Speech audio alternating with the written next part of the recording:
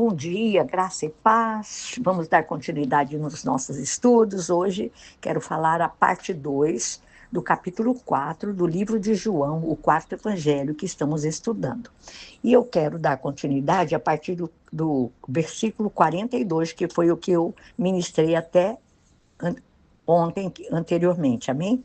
Então, eu quero falar para vocês aqui de você e eu, nós nos submetermos à vontade de Deus.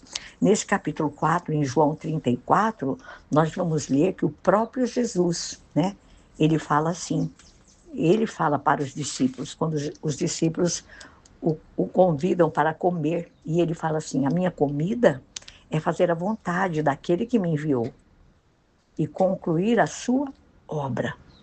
Então, nós vemos aqui o próprio Jesus nos dando um exemplo de submissão, de nós estarmos nos submetendo à vontade de Deus. Eu quero que você e eu, juntos, pense, quando nós aceitamos a Jesus, nós nascemos genuinamente do Espírito. Então, o velho homem morreu, a velha natureza morreu. Nós recebemos uma mente nova, a mente de Cristo, e temos que pensar com esta mente de Cristo. E embora Deus tenha nos concedido o livre-arbítrio quando nós nascemos de novo, a nossa vida não mais nos pertence, amados. Nós pertencemos ao Senhor Jesus, temos um dono. Mas isso não significa que quando nós tomarmos decisões pela nossa vontade, pela nossa carne, que você e eu não temos mais controle sobre as nossas atitudes. Claro que temos. Ou que nós deixamos de ter vontade própria? Claro que não. Mas nós perdemos a nossa capacidade de decisão. Nós continuamos, sim, a fazer escolhas, a discernir entre o certo e o errado. Mas nós temos que manter a nossa vontade, as nossas decisões, amados, em sintonia com a palavra de Deus. A vontade de Cristo deve ser a mesma que a nossa. Os desejos de Cristo devem ser os nossos, bem como os seus propósitos devem ser os nossos propósitos. Porque se eu e você queremos ser instrumento de Deus, se nós queremos ser usados por Deus, então, para você e para mim, o processo de morrer para o nosso eu, para as nossas vontades, não é uma opção, é uma exigência que a palavra de Deus faz para aqueles que nasceram, aqueles que são genuinamente discípulos de Cristo.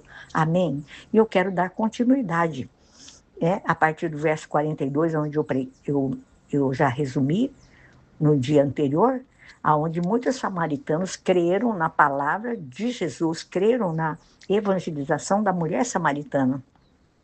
E eles pediram para que Jesus ficasse com eles lá mais 2 dias, e Jesus ficou. E depois daqueles 2 dias, a Bíblia fala que Jesus ele partiu para a Galileia. E ele, quando ele parte para a Galileia, a Bíblia fala que ele cura um garoto, um filho de um oficial. E ele estava em Caná da Galileia, onde ele havia transformado a água em vinho. E ali havia um oficial do rei, cujo filho estava doente em Cafarnaum. E quando ele ouviu falar que Jesus tinha chegado lá na Galileia, ele veio da Judeia à Galileia e pediu para que Jesus curasse o seu filho que estava à beira da morte. Então Jesus disse assim para ele, olha, se vocês não virem sinais e maravilhas, nunca crerão. Está no versículo 48.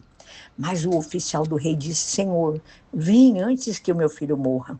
E Jesus respondeu para aquele oficial, pode ir, o seu filho continuará vivo.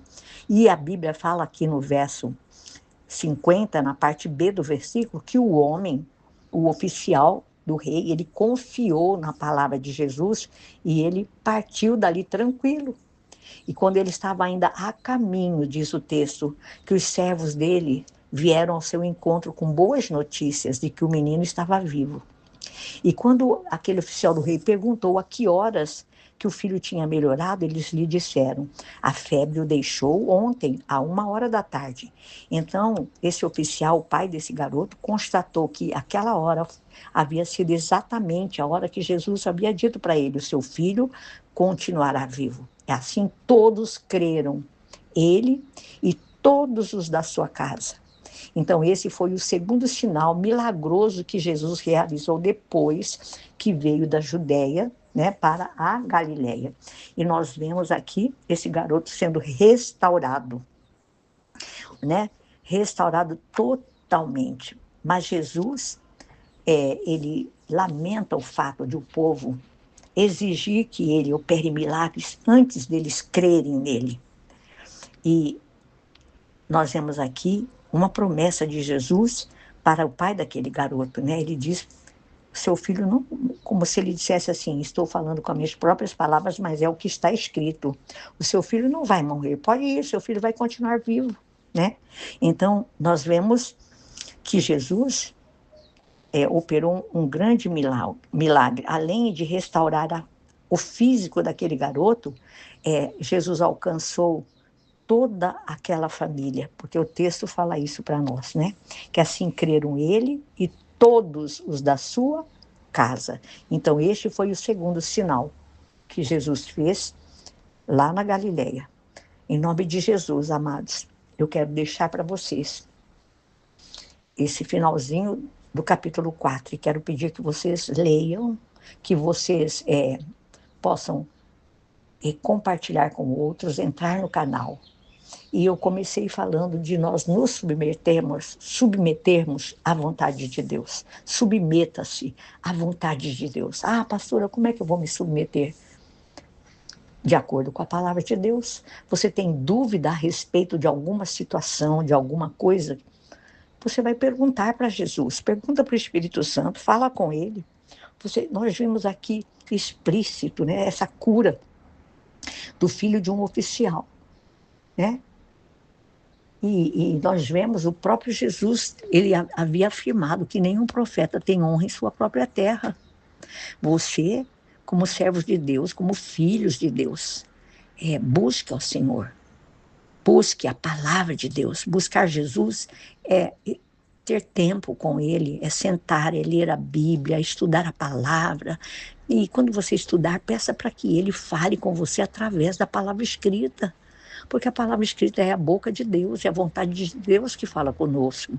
Então, submeta-se à vontade de Deus. Você tem dificuldades? Eu creio que todos nós temos. Não é só você, eu tenho, todos têm.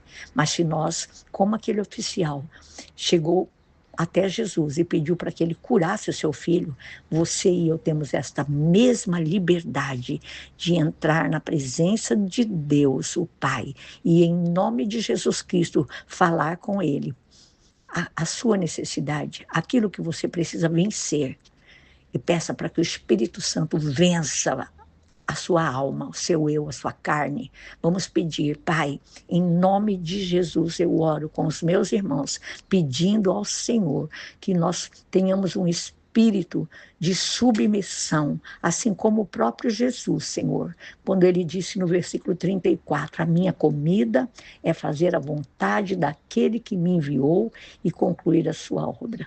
Pai, que todos nós possamos, através de uma entrega bem pessoal, individual de cada um de nós, nos submetermos à sua vontade, porque ela é boa, perfeita e agradável. Em nome de Jesus, Pai, eu quero abençoar todos aqueles que ouvem a sua palavra através deste canal do YouTube, em nome de Jesus. Amém, meus queridos, que o Senhor os abençoe ricamente.